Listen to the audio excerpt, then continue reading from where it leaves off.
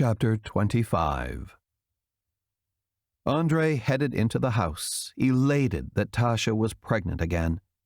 It had been hard for him to contain his joy, but she was hurting, and he was the one who had caused the pain. And sooner or later, he'd find a way to make it up to her. He'd find a way to get her to come back. He had to have the documents she had asked for drawn up as soon as possible. It was the only way to ensure that she wasn't going to walk out. Not now, and if he had anything to say about it, not ever. As luck would have it, he ran into Claudette. "Andre," she said, "I thought you and Tasha were leaving." Andre led Claudette to the small library just down the hall, guided her inside, and closed the door. "I'm glad I found you and not Papa." He raked his hand through his hair. Claudette's eyes darted back and forth. "What's wrong?" "Nothing that can't be fixed, but I need your help." "Anything," Claudette said. "Just tell me what's wrong and how I can help." "Well, to make a long story short, Tasha found out." "How?" "Cecily Mason." Andre rubbed the back of his neck. "She also happens to be Cecily Garceau. If I forfeit the inheritance, she and her brother will have legal claim to it." "Oh, just let me get my hands on her." Claudette drew her hands into closed fists and shook them. "I fired her, you know," Andre said without remorse. "She tried to blackmail me. I thought I could get Tasha out of town before Cecily managed to get to her. I was wrong." "Okay," Claudette said. "What can I do to help?" "Luckily, Tasha has agreed not to divorce me before the 1-year mark." Andre released his relief in a sigh. "She has a couple of stipulations, though. I need to have legal documents drawn up at once." "You need my help with that?" Claudette asked, wrinkling her brow. "No." Andre let out a chuckle and shook his head. "I just need you to keep Papa away from Tasha. Make sure he leaves her alone." He cleared his throat. "There's a small chance that I might find a way to convince her of my sincerity over the next couple of months, but that'll never happen with Papa's meddling." "Leave your father to me." She gave Andre an easy nod. "You just concentrate on winning Tasha back." "If you have any ideas on that score." He snorted an ironic laugh. "You'll have to find a way to convince her that you didn't actually marry her for the money." She sucked in a deep breath and pursed her lips. "How you'll go about that is something you will have to figure out." "Tell me about it." Andre chuckled, and they both moved down the hall. "Well," she patted Andre's arm, "you're a smart guy. You'll figure something out." "If only my mother's uncle hadn't made Julian and Lacey's inheritances dependent upon my actions." He shook his head. "I still wonder why he did that. I still wonder why Lacey was included at all." Claudette and Andre parted ways when he headed upstairs to the 3rd floor. She, however, went to find her husband, reckoning that he was in his study. If she found him in there drinking, her wrath wouldn't be pretty. She knocked on the door and opened it without waiting for an invitation. Inside, she smelled the sweet scent of his imported cigars. The behavior angered her, but she ignored it. She'd chastise her husband for his bad habits tomorrow. Today, she was on a fishing expedition. "Hello, darling." Maurice propped his hands on the arms of his chair, preparing to stand. "Don't get up." She waved him off, moved behind the desk, and leaned against the edge. "I just wanted to give you a heads up." Claudette knew full well how to fish information out of her husband. "We've hit a huge stumbling block with Andre and Tasha." "Oh?" "Yes.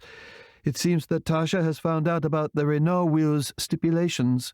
"How did she react?" "Not well." Claudette shrugged. "She's lost her faith and trust in Andre." Maurice's face went red. "How did this happen?" he huffed. "Cecily Garceau Mason." Claudette shook her head. "And don't even think about retaliating. You'll never be able to do anything worse than what Tasha has planned for her." "What do you mean?" Much to Cecily's chagrin, she'll be disappointed to learn that Tasha has no plans to leave Andre, Claudette said. At least, not before their first anniversary.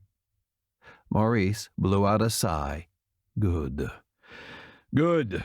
Then we don't have to worry about the inheritances. No, we don't. Disappointment washed over Claudette.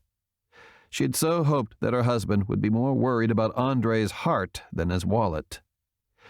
We just have to worry about Andre losing the only woman he'll ever love. She'll change her mind. I'm not so sure, Claudette said. Tasha trusted Andre. She had no idea that there was an ulterior motive to his marrying her. It's a fine line. But she loves him. She'll forgive him eventually. I hope you're right. Claudette pushed herself away from the desk and moved toward the window behind Maurice. You know what I don't quite understand? He waited a beat before responding. What's that?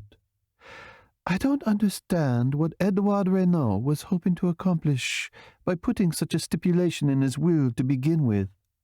Why tie Julien and Lacey's inheritances to Andre's, like they have any control over Andre's actions?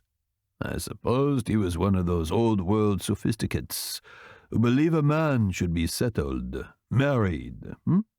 Maurice offered an explanation. The whole thing sounded like something Maurice would do. Damn! Why hadn't she seen it before? She glared at her husband through squinted eyes. As I recall, you spent your share of time in Avignon during the months prior to Edouard's death. Yes, I did, he said with a bit of caution. She slapped Maurice's arm. How could you? She screamed. How could you meddle with Andre's life like that? Didn't you learn your lesson with Julien? The boy needed a push. I gave him one. Andre hasn't been a boy in a very long time, Maurice. Claudette eyed her husband suspiciously. You coerced Edouard into that ridiculous notion? It was a mutual endeavor. Maurice defended his actions.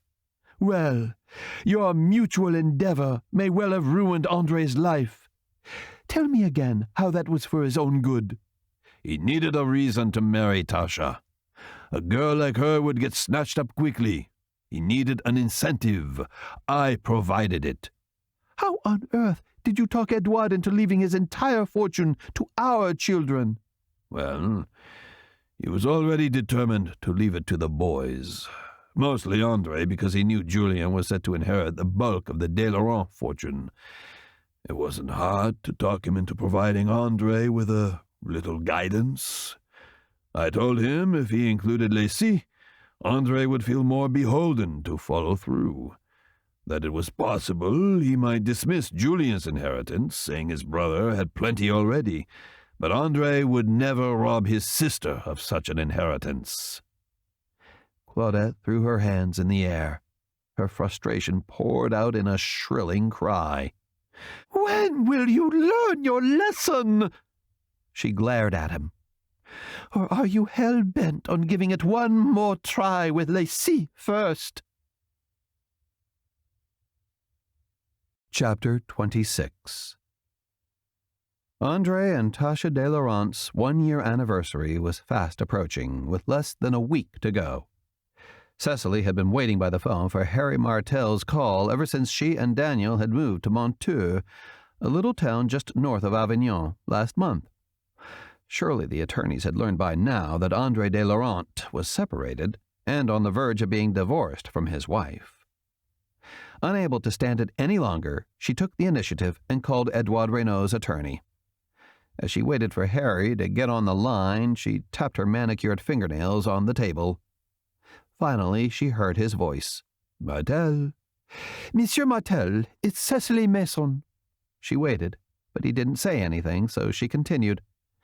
I'm calling about the Edouard Renault will. Hello, Madame Mason. I appreciate your calling. However, I am afraid I can't discuss the particulars with you at this stage. Why not? She asked. Am I not named in that will? Yes, you are, but only as an alternate heir. So unless the principal heirs forego their claims, I'm afraid there's not much I can share with you." "The principal heirs?" This made no sense to Cecily. "But Andre de Laurent has not met with the will stipulations." "On the contrary." "That's not true. His wife left him 2 months ago." "I don't know where you got your information, but you've been grossly misled." "I don't think so. I know for a fact that she left him back in the summer." Heat flushed through Cecily's body. "Again, madame, I'm afraid you've been misinformed. Not that I owe you explanations, but Monsieur de Laurent, his wife, and his siblings were in my office yesterday, at which point final documents were signed, and the de Laurents have officially inherited Edouard Renault's fortune."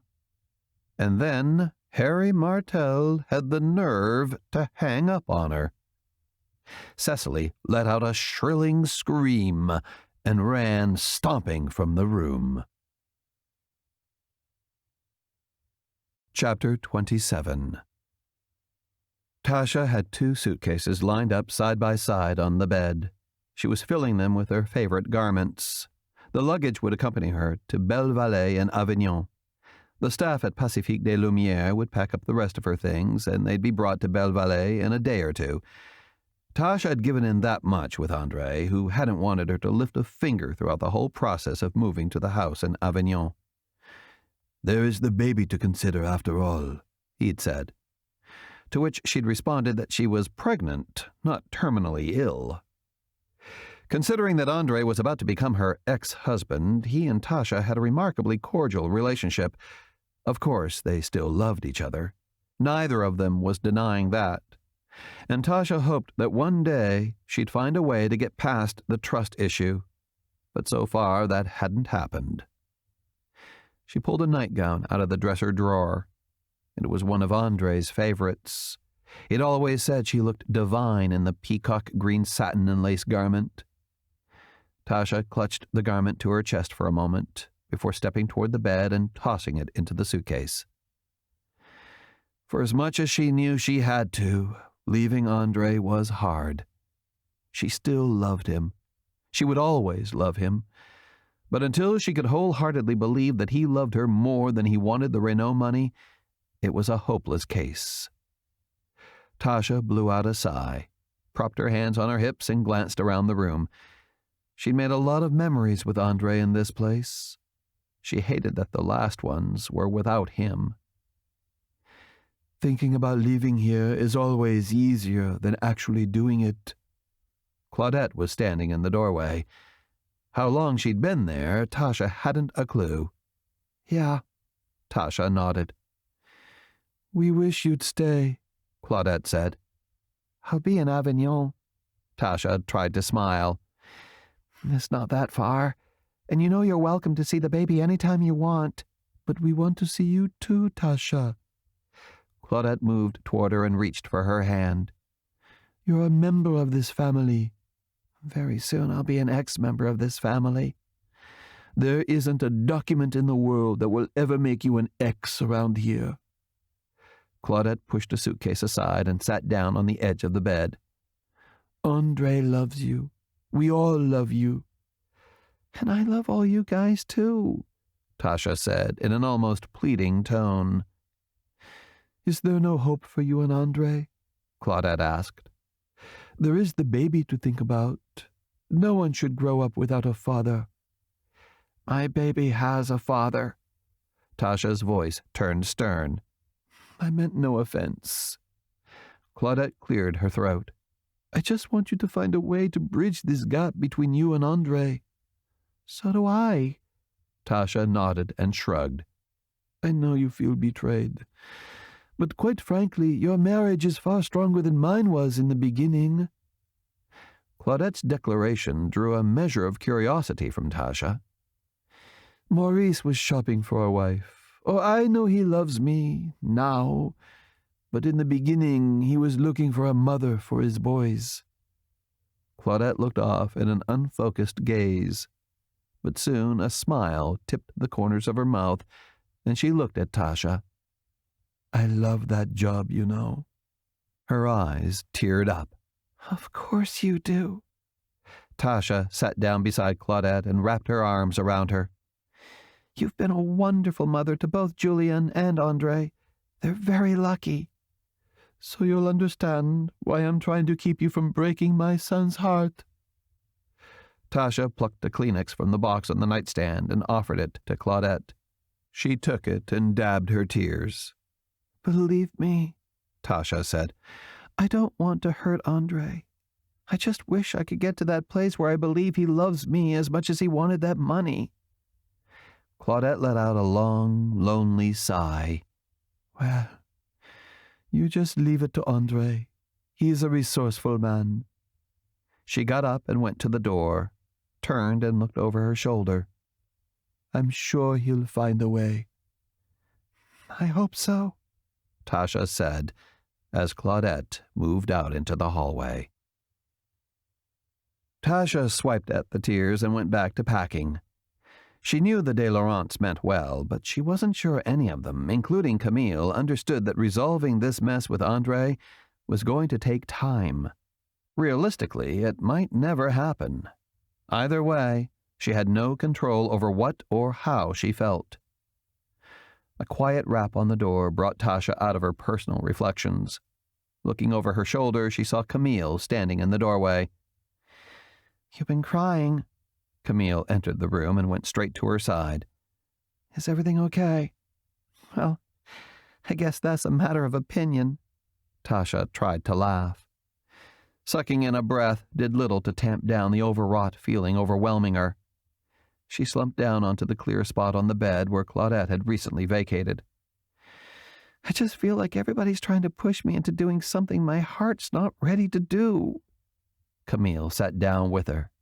Tash, I'm sorry if I've made you feel that way. She fingered Tasha's blonde tresses out of her face. I never meant to.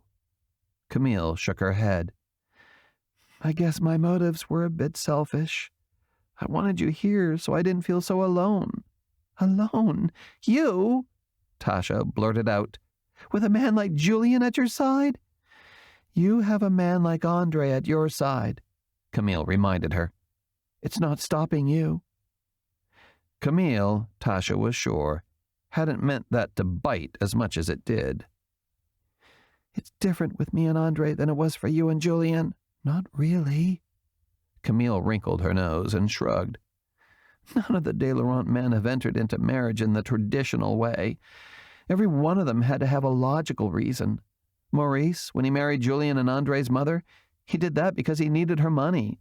And again, when he married Claudette, he needed a mother for his children. Her face held a solemn expression. And Julian? Well, you know his story.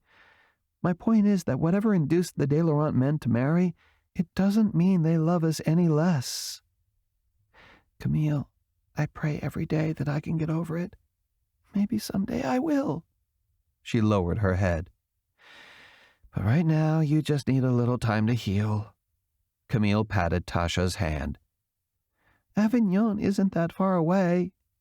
Tasha looked up, seeing Camille's smile. She needed her friend in her life. You'll come see me, won't you? I'm going to come see you so often that you're going to get tired of me. I doubt that. Tasha laughed, and Camille did too. Laughing felt good. Tasha hadn't done much of that lately. Maybe one day she'd feel the urge naturally and not have to have it coaxed out of her. Until that day, she was going to need the support of her best friend, who was also Andre's family. Claudette was on a mission. She was going to find Andre. Finally, an idea had come to her, one she thought just might work. As far as she could see, there was only one way to convince Tasha that Andre loved her more than he wanted the Renault fortune. She caught up with him in the hidden alcove in the east garden. He was sitting with his arms stretched out along the back of the bench in front of his unborn child's memorial statue. Quietly, Claudette claimed the empty spot on the bench beside him. Tough times. How are you holding up? Andre hesitated a moment and then turned to Claudette. My misery is of my own making. He looked at her for a brief time and then guided his attention back to the memorial stone. Well, that's not entirely true. As soon as she said it, she regretted it. The family was in enough turmoil without adding a fight between Andre and Maurice into the mix. It's nobody's fault, really. You had a lot of responsibilities piled on you when faced with your grand-uncle's will. It would have been hard to please everyone. Yes. He looked at Claudette again. But the one person I should have been concerned with pleasing, I didn't. That's hardly fair, Andre, she said in an unwavering voice, then waited a bit before adding in a more casual tone. You know what I think? He chuckled. What's that? I think you need to forget about what you should have done and concentrate on what you should be doing now. There aren't many options. That I can find, anyway. Oh, sure there is. You just need to put your mind to it. Any suggestions? Well, for starters, you need to take this memorial, she pointed to the stone, and move it into the gardens at Belle Vallée. It needs to be close to Tasha, so she'll have somewhere to talk to her one child who'll never be born. Andre's face brightened. That's a great idea. After a moment, his smile quickly faded. I don't think it's going to get me far with Tasha, though. I'll do it, but I think I need something more drastic than that to prove myself to her. What exactly do you need to prove to her? Claudette posed the leading question. This was a decision Andre would have to conclude all on his own, or at least he needed to think it was all his idea. That I love her more than I care about that money, he said in a lackluster voice. And how are you going to make her see that? Claudette looked at Andre. His eyes were vacant. He'd need a bigger push than she'd given Julian when he was about to lose Camille. Put your mind to it, Andre. How will you convince her that you love her more than the money? She paused to let the idea take root in his mind. There is a way. Think about it. Chapter 28. Tasha was amazed at how quickly the 2 weeks had flown by since she had moved into Belle Vallée.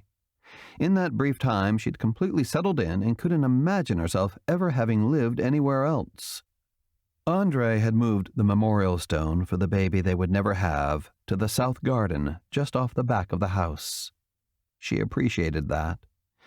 It made it easy for her to feel like she was spending time with her unborn baby's spirit, and that calmed her. Andre was now the head of a multi-billion-euro conglomerate, and moving to Avignon, the locale of Montclair's headquarters, made sense. Plus, it'd allow him to be close to the new baby once it came. They were both in agreement that he move his things into the east wing at Belle Vallée. The house was big enough that they wouldn't have to run into each other unless they wanted to, yet they were both under the same roof, and once the baby came, it'd be easy for him to see the child whenever he wanted. This was a fine arrangement, at least until Andre moved on and then, sooner or later, fell in love with someone else. Tasha would never move on. She'd already loved with her whole heart. No one would ever be able to block out the shadow of Andre de Laurent. And she had no idea if Andre would ever be able to block out the shadow of the way he'd come to inherit Montclair and all his uncle's holdings. She'd resigned herself to devoting her life to raising their child. Of course, there was always the stigma of the first miscarriage looming over her. Losing this baby was Tasha's greatest fear. To help, Andre had a doctor come around once a week to check the baby's heartbeat. Dr. Chappell had been around yesterday. Tasha was in her 4th month now, and the doctor had assured her the baby was doing fine. The sound of the baby's heartbeat, loud and strong, confirmed it. Today, Harry Martel was scheduled to drop by with the divorce papers. All Tasha had to do was sign them. The chime of an old-world doorbell brought Tasha back to reality. Jordan, Belvalet's butler, would answer it and announce her guest in the main library off the entrance. The staff was something she'd have to get used to. It wasn't a totally foreign concept. She'd spent a year at Pacifique des Lumières, but having them at her disposal was, well, weird. Although she couldn't imagine trying to clean this 5-story castle by herself. She was a bit relieved when Andre explained that it was his responsibility to provide employment for all these people so they could support themselves. After that, she got that it was also her duty to employ a personal maid. But Tasha had gotten so used to Rose at Pacifique des Lumières that she had decided to hire her to fill the position. The double doors to the library opened. Jordan entered with Harry following close behind. "Madame?" Jordan addressed Tasha. "Monsieur Martel." Jordan, she sucked in a deep breath, hoping to hide her exasperation of this so-called compromise. She was more than willing to let these people keep their jobs, but they had to stop being so conventional. It was hard to relax with all this formal etiquette continuously happening around her. Seriously, you don't need to keep announcing people that I'm expecting. Just tell them to come on in. "Very well, madame." Jordan bowed and backed out of the room. "Might as well go with it." Harry shrugged and closed the door. "It's what he's used to." Yes, and it's the very opposite of what I'm used to. She looked at the manila envelope in his hand. Is that them? "The papers." Harry nodded. Tasha sucked in a breath and caressed her tummy. She'd known it was coming, but that didn't stop her heart from pounding its disapproval. Just breathe. She looked at Harry and forced a smile. Has Andre signed? "Not yet." So I'm first. She pulled in a breath, then slowly released it. "If you'd like, or you can wait for Andre." He laid the packet on the coffee table. "I'll leave them here. You both can go over them. Once they're signed, have Andre courier them over to me." Harry stood. "It'll all be legal." Just like that. Tasha was beginning to feel like she was attending a reading of a will. That's what it felt like. Someone had died. Something had died. Her marriage. She just hadn't got that until this moment. Up until now, it had been hard to consider the death of her marriage when she was carrying Andre's child. Okay. Tasha scraped her hand through her hair. I appreciate that you delivered the documents in person. Harry headed to the door and opened it. He paused long enough to say, "Well, that's what Andre pays me for." He chuckled and disappeared into the entryway. Tasha looked at the manila envelope lying on the table. Having the papers practically staring her in the face filled her with dread. She'd known it was coming, but now that that day had arrived, she wondered if she was doing the right thing. Was she truly ready to make a legal break from Andre? She reached for the envelope, but yanked her hand back before she actually touched it. If she opened it, then she'd be faced with the task of signing the papers, effectively ending her marriage. She let out a sigh, pumped her fist, and reached for the envelope once more. Picking it up by the slightest tip of one corner, she slid it off the table toward her. Holding it up, she inspected the exterior. There was nothing on the outside except Andre's handwritten name. Tasha sucked in a breath and, for the first time, seriously considered opening it. Well, you did ask for this, she reminded herself. Since when have I ever gotten anything I've asked for? She muttered. Well, it's now or never. From somewhere deep inside, Tasha found the courage, or maybe it was stupidity, to open the envelope. She ripped the top off and peered inside. Nothing but papers. Gently, she pulled the document out and started reading. It was mostly mumbo-jumbo about the party of the first part and the party of the second part and other nonsense like that. It wasn't until she had perused through about half of the document that the clouds began to clear. She wanted to read it carefully to make sure the agreement she and Andre had come to hadn't been changed. She doubted Andre would change it, but she wouldn't put it past Maurice. He wasn't exactly happy that Tasha wanted to divorce his son. There was no decree of divorce, no bequeathment of $100 million to Tasha. There was no declaration that their unborn child would be Andre's heir apparent to Montclair Enterprises. But if Tasha was reading this thing right, Andre had given up any claim to Montclair Enterprises. Instead of divorce papers, this looked like a document to relinquish the company and all its holdings to Tasha. That couldn't be right. Tasha tossed the papers onto the coffee table and grabbed her cell phone. Now she regretted not opening the envelope while Harry was still at the house. She punched his number into the phone and waited. "Martel," he answered. "Harry, is Tasha de Laurent?" Tasha, what can I do for you? "I was just reading over the papers, and I must be reading it wrong." She stopped and took a deep breath. Was she nuts? She exhaled and added, "I thought these were divorce papers, but it seems to be some kind of transfer of property." No, those aren't divorce documents. They're simply a transfer of ownership," he said.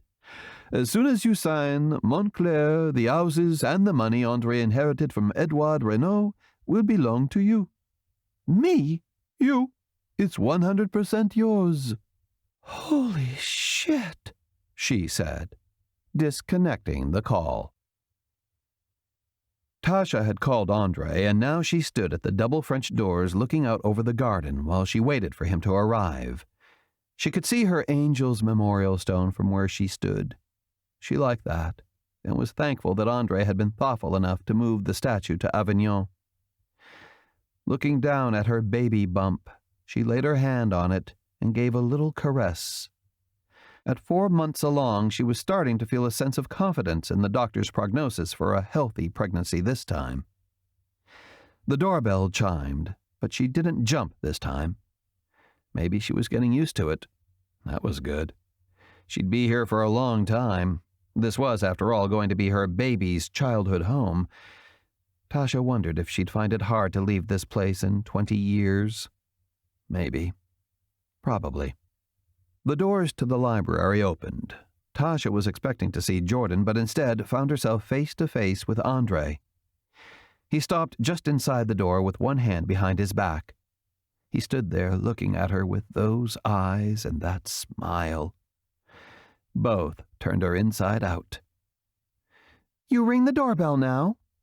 She ramped her voice up a notch on the stern meter, hoping to quell the desire overcoming her. He chuckled and shook his head. "No, that wasn't me. It was the florist." He waved a bouquet of white roses at Tasha. "These are for you." They were beautiful, not to mention her favorite. "Thank you." She took the flowers and glanced away, feeling the heat from blushing warming her cheeks. Lord, she was a fool for that man. "You're welcome." He looked at the envelope in her hand. "Are those the papers?" That brought her back to reality. She poked the envelope at his chest. "What is this?" "It's my declaration." "Declaration?" She felt her brow wrinkle. For what? Andre moved toward her and slipped the envelope from her hand, then dropped it on the table.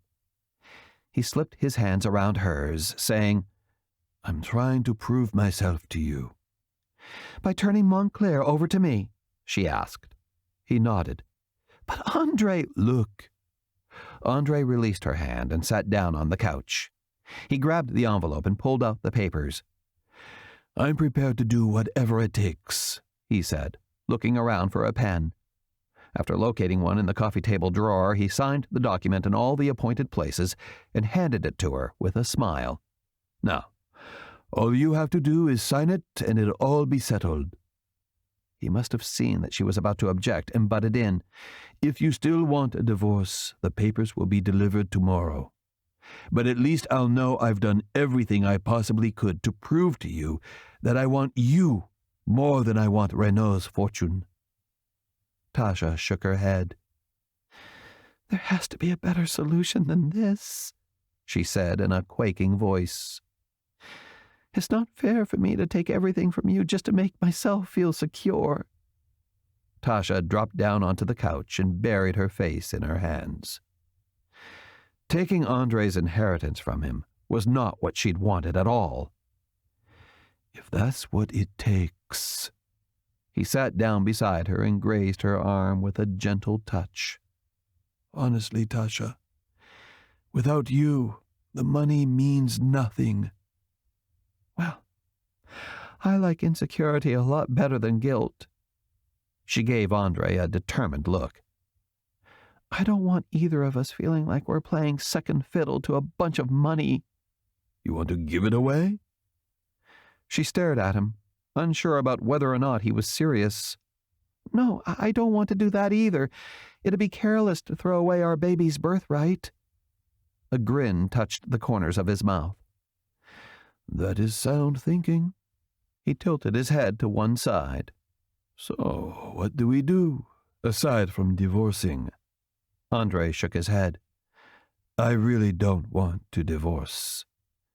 Neither do I. Tasha lowered her eyes and stared at the document on the table. Giving her the whole of Montclair had been a grand gesture, but it wouldn't fix things. It would only turn the tables. If only he had given her half. Chapter 29. When Tasha was 6 months along, Claudette and Camille threw her a baby shower at Belle Vallée. Family friends came from all over France and Europe, and Tasha's parents came from the U.S. Of course, Jim Gordon hung out with the men at Pacifique des Lumières, while the women played their party games and stuffed themselves with cake in Avignon. Tasha had quickly tired from all the revelry and had claimed a comfortable chair in the West Salon where the shower had taken place, vowing not to get up again. She gazed at the table stacked with gifts still in their wrappers. All very fine things, she was sure. But right now all she wanted to do was take a nap. She rubbed her bulging belly with her left hand. Andre's rings glittered on her ring finger. Claudette slipped gracefully into the chair at Tasha's side. You look like you have the weight of the world on your shoulders. What's on your mind? I'm just thinking about how close we came to losing this house, not to mention Montclair. Tasha sighed heavily. Cecily Garceau was a determined woman. Claudette glanced around. I suppose all this can induce people with very few scruples to do all sorts of things. Tasha nodded and then shrugged. She seemed so adamant that her great-grandmother had been wronged. I've done a little research on that score. Claudette patted Tasha's arm. Jacques and Claire Renaud were Andre and Julien's great-great-grandparents. Jacques' sister, Émilie, was Cecily's great-grandmother. Jacques' fortune was founded on diamonds in South Africa. Then he moved into real estate, among other things. His sister married a man who was, by all accounts, thought of as a scoundrel. He was an Englishman, Marvin Bishop. Anyway, Jacques gave Marvin $1 million right after he married Émilie. Marvin blew the entire dowry within 2 years and then came back for more. Jacques Renaud was not a man to throw money away, but he had his sister to think about, so he offered Marvin a job. Marvin declined, and in fact was very angry that Jacques would not just give him more money. He forbade Émilie to ever see her family again. The poor girl was in love. Claudette shrugged. And the rest is history. Claudette shook her head.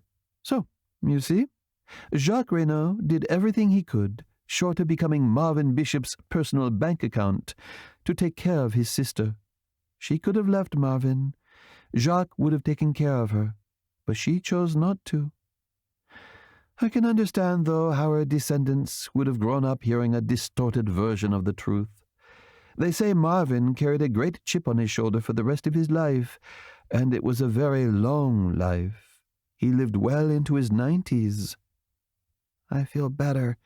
knowing Cecily's claims are unfounded," Tasha said as her entire body relaxed.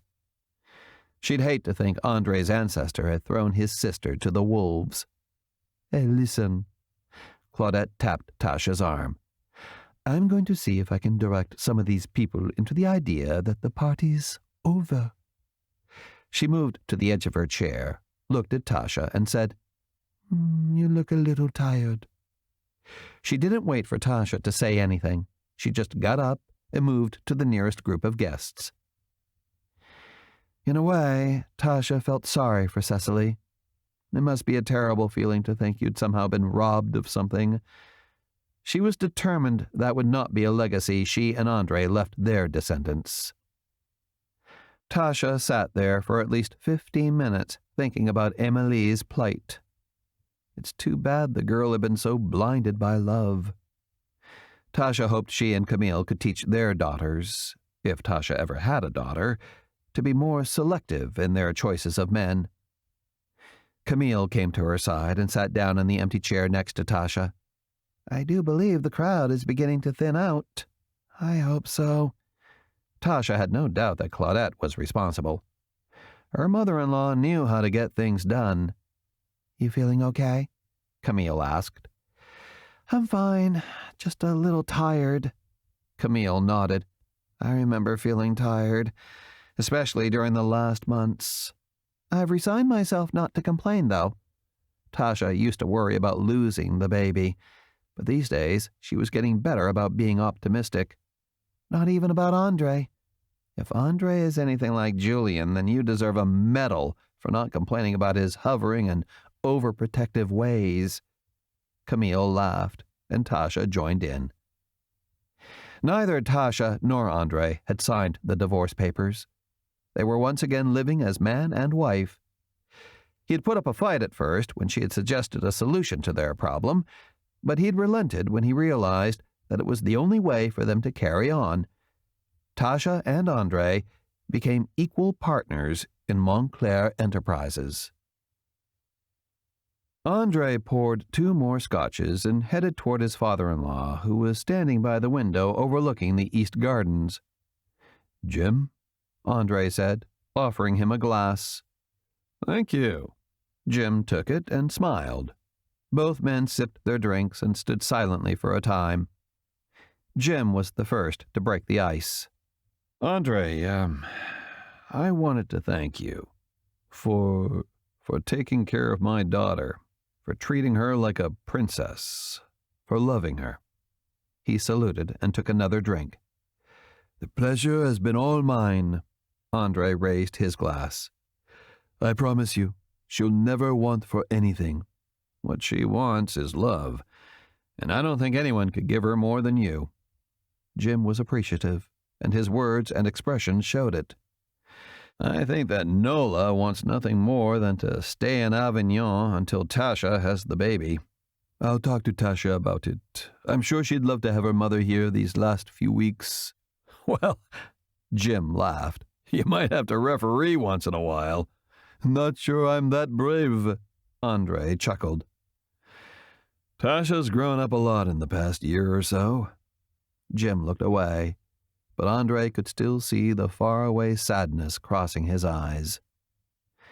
Andre could imagine he was thinking about when Tasha was a little girl. It made Andre eager for the birth of his own child. Jim looked back at Andre. "I think she'll be able to handle her own now, even against her mother." Andre swallowed the remaining contents of his glass. "Jim, what do you say we go see what the women are up to, huh?" He laughed and slapped his father-in-law on the back. "That's a fine idea." Jim nodded.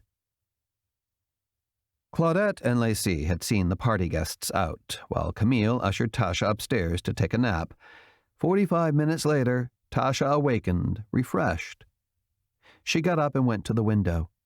Her and Andre's bedroom suite wasn't the largest at Bellevalet, but Tasha had chosen this one because she could look down on the south garden and see her little angel's memorial stone from the window.